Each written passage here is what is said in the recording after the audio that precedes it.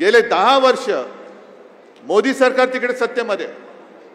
मग साधा माझा तुम्हाला प्रश्न आहे की 10 वर्षामध्ये या सगळ्या योजना तुम्ही ज्या काही जाहीर केल्या होत्या त्यांनी त्यापैकी किती अंमलात आणल्या? आणि जेव्हा ही शेतकऱ्यांची वीज बिल माफीची घोषणा केली, माझा आज सुद्धा जाहीर मागणं आहे की नुसतं वीज बिल माफ करू नका, शेतकऱ्यांची संपूर्ण थकबाकी आहे ती माफ करा आणि मग वीज बिल माफ करा। आणि नाहीतर जाहीर करा की थकबाकी तुम्ही वसूल करणार आहात म्हणून। थकबाकीवरती बोला। जे शेतकरी ज्यांचे वीज कनेक्शन तुम्ही आजपर्यंत कापत होता, वीज बिल भरलं नाहीस, कनेक्शन कापलं जातं आणि वीज बिल भर मग तुला कनेक्शन देतो, आहेत ना असं? मग आता ती जी काही थकबाकी आहे ती सुद्धा याच अधिवेशनात अजून एक आठवडा आहे। जे सरकार म्हणून तिकडे बसलंय जुमलेबाज, त्यांनी जाहीर करावं की वीज बिल तर आम्ही माफ करतोच आहोत, पण थकबाकी सकट वीज बिल माफ करतोय। कारण हे काही काही अनुभव हे गेल्या काही वर्षात आपल्याला आलेले आहेत।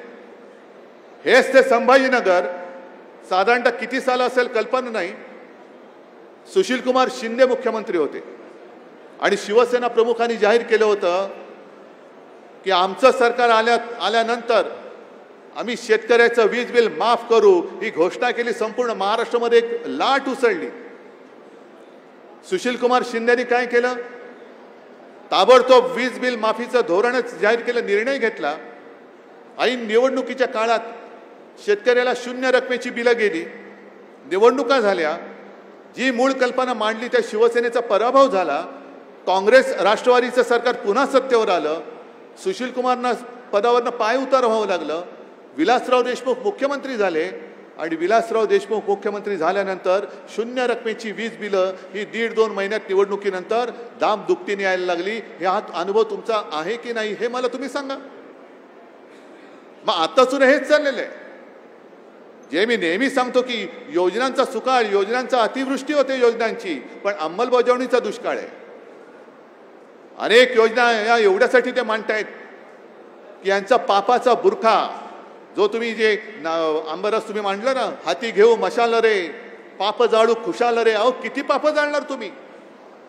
यांचा पापाचा घडा एवढा भरलाय की तो लपवण्यासाठी योजनांचं पांघरून त्याच्यावरती घालतात। हा माझा स्पष्ट आणि ठाम आरोप या सरकारवरती आहे। एवढी पाप तुम्ही करून ठेवलेत। शेतकऱ्यांच्या आत्महत्या होतातच आहेत। शेतकऱ्यांसाठी सुद्धा जी कर्जमुक्ती मी मुख्यमंत्री असताना केली होती आणि मी करून दाखवली होती, कोणी न मागता मी करून दाखवली होती।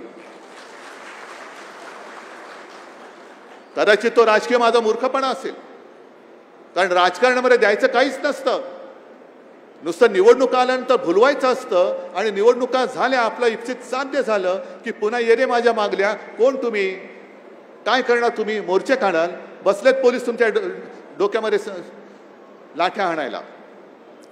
तुम्ही आणखीन करणार काय? उपोषण करणार? अरे उपोषित तर तुम्ही आहातच, आंदोलनाची तुमच्या पर्वा करणारच नाहीत ते। पण निवडणुका आल्यानंतर आता सुद्धा ज्या काही योजना जाहीर करतायत, या योजना केवळ आणि केवळ या निवडणुकीमध्ये यांची पापं लपवून जिंकण्यासाठी करतायत। हे तुम्हाला जर कळलं नसेल तर मग मी म्हणेन तुमचं आमचं नाही तर महाराष्ट्राचं दुर्भाग्य आहे। गेल्या वेळेला एक मी समजू शकतो की मशालीचा प्रचार सुरू करायला आपला थोडा उशीर झाला, कारण मशाल ही निशाणी निवडणुकीच्या दुसऱ्या टप्प्यात आपल्याला मिळाली। कारण पहिल्या टप्प्यामध्ये आपला उमेदवार नव्हता, दुसऱ्या टप्प्यामध्ये जेव्हा यवतमाळचे आपले संजय देशमुख आणि बुलढाण्याचे नरेंद्र खेडकर यांना मशाल निशाणी मिळाली, त्याच्यानंतर आपण मशाल निशाणीचा प्रचार सुरू केला।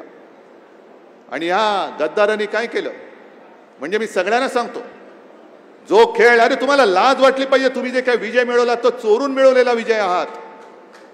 तुम्ही माझा पक्ष चोरून त्या नावावरती तुम्ही विजय मिळवलेला आहात। तुम्ही शिवसेना चोरलीत, तुम्ही आमचं धनुष्यबाण चोरलात,